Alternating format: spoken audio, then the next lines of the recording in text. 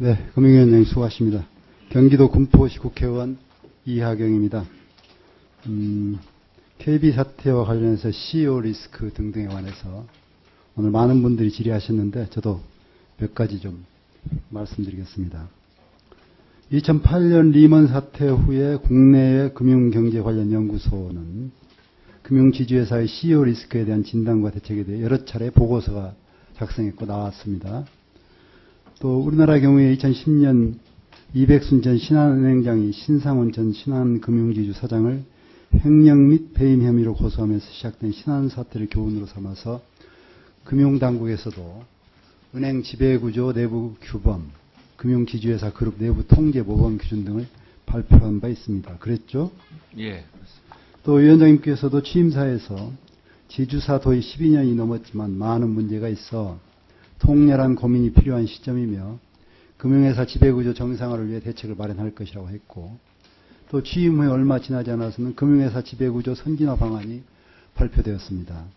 이것은 제도를 혁신해야 되겠다는 금융위원장님의 강한 의지의 표현이었죠. 예, 그렇습니다. 예.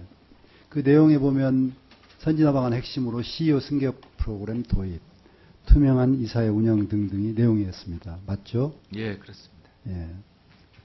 그런데 KB 사태가 또 났어요. 성격은 다르지만 지주사와 은행 간의 그 CEO들의 갈등으로 빚어졌습니다.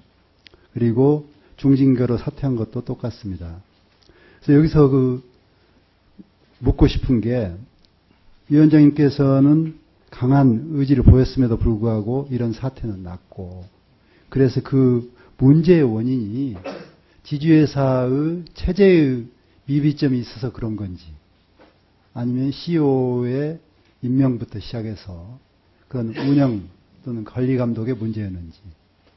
처음에 발표하신 대로 보면 시스템의 문제인 것 같기도 하고, 또 오늘 말씀하신 것 보면 운영상 잘하면 가능하다, 이런 말씀을 하셨는데, 그리고 성공적으로 지주회사를 운영하는 것도 있다고 하셨는데 성공 사례는 어디를 보고 말씀하신 건지, 그런 데 대한 입장을 좀 듣고 싶습니다. 예. 제가 취임할 때 의원님들 청문회 때도 제가 그 말씀을 드렸습니다만, 그 지배구조에 대한 시스템에 대한 개선을 하겠다고 때 약속을 드렸고, 그거에 따라서 저희가 지배구조 개선 TF를 만들어서 저희가 지금 의원님, 이야기님 말씀하신 것 같은 대책을 발표를 했습니다. 그리고 그 전에 국회에 제출되어 있던 지배구조 개선에 관한 법률을 이제 같이 국회랑 논의를 하는 과정이 있었고, 따라서 어떤 시스템적인 제도적인 접근은 이제 뭐 조금 손볼 때는 있습니다만은 큰 골격은 잡아가고 있는 그런 상황에서 이제 KB의 문제가 나와서 보면, 이게 제도적으로는 돼 있지만 뭐 이사하면 이사회, 또 CEO면 CEO, 또 뭐 주주총회면 주주 권한, 이런 것들이 저희가 제도적으로 마련하는 거를 제대로 작동이 안 된 그런 차원이라고 봐집니다. 지금 제도에도 문제가 있는 거고. 제도에는 네. 걸추는 대충은 글로벌 스탠다드에 거의 맞게 있고, 뭐 손볼 때가 좀 있긴 합니다만 크게 뭐 이렇게 제도적으로 뭐 할 때는 없습니다. 지금 뭐 그 전제는 지배구조 개선에 관한 법률 국회와 또 그다음에 저희가 모범 기준 만든 것이 잘 이제 통과가 되고 조화가 된다는 전제합니다. 그러니까 아이디어는 다 제시가 된 상황.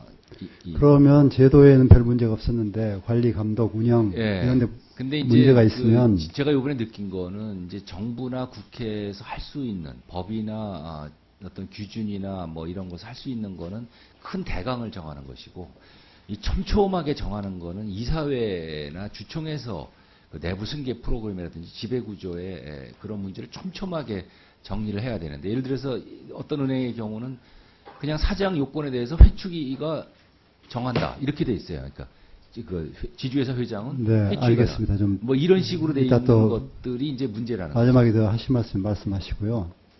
그러면 이제 여러 가지 제도는 그런 대로 만들어져 있는데 거기에 임명된 분들이 또는 이사회나 이런 문제, 작동에서 문제가 있었는데, 네. 그러면 금융위원회 역할은 없는 겁니까? 뭐 없다기보다는요, 그런 거를 제대로 뭐 작동하지 못하게 대한 책임은 작동이 제대로 안 되고 있다고 봐질 때 어떻게 해야 돼요? 근데 사실은 이제 민간 금융기관에 대해서 저희가 얘기하기는 어려운 부분이 한계가 있습니다. 그러니까 그것이 이제 내규에 제대로 반영이 됐느냐라는 거를 감독을 할 필요는 있었다고 생각을 하고, 앞으로는 저희가 이러한 부분이, 이러한 제도적인 부분이 소위 그 이사회 내규라든지 이런 쪽에 자기네 자체 규정에 제대로 반영되는지를 감사를 해 나가겠습니다. 오늘 제가 드리고 싶은 말씀은 시스템을 제대로 만드시고 시스템이 제대로 작동하지 않는 한국 사회의 고질적인 문제도 있을 겁니다. 낙하산부터 시작해서 예측 가능하지 않은 CEO 승계 프로그램 등등 많은데, 그럴 때마다 금융위가 방관해서는 안 된다죠.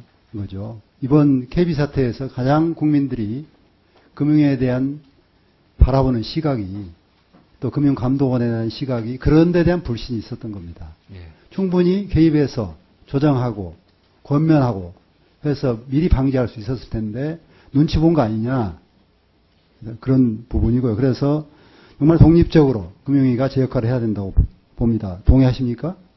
예, 저희가 뭐 직접적으로 관여할 수 있는 길을 만드는 거는 안 좋고요. 그 간접적으로 내규에 반영이 돼 있는지를 점검을 한다든지, 그러한 시스템이 작동될 수 있는 자체 시스템을 갖고 있느냐를 저희가 감독해서 그것이 잘못됐을 경우에는 뭐 공시나 이런 걸 통해서 시장에서 이 압박을 가할 수 있도록 그런 그 소위 이 간접적인 방식을 이용을 하겠습니다. 현재 CEO를 선출하거나 미리 준비하는 프로그램이 예측 가능한 프로그램이죠. 아직 우리한테 보이지 않고 있는 거 아닙니까? 예, CEO 회추에 넘긴다랄지 해서 저는 금융위 할 일이 예측 가능하고, 그래서 그 기업이 국민들 앞에 또는 국민들 앞에서 신뢰할 수 있는, 안정적으로 운영될 수 있겠다는 믿음을 주는 그런 프로그램을 빨리 만들어서 그걸 작동하도록 하는 것이 금융위원장님의 역할이라고 봅니다. 예, 맞습니다. 그걸 좀 제대로 해 주시길 바라고, 거기에 대한 방안들, 현재 정리된 것들, 또 문제점 분석 이런 것들을 해서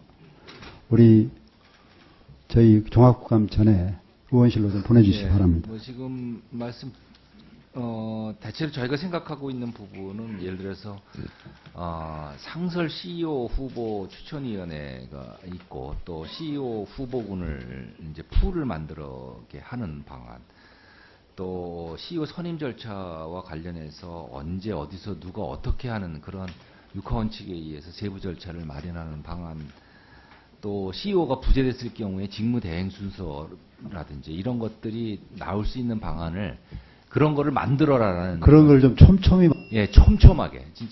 촘촘하게 저희가 요구를 할 겁니다. 저희가 그걸 촘촘하게 만들라고 하지 저희가 그거를 만들어 주진 않겠다는 뜻입니다.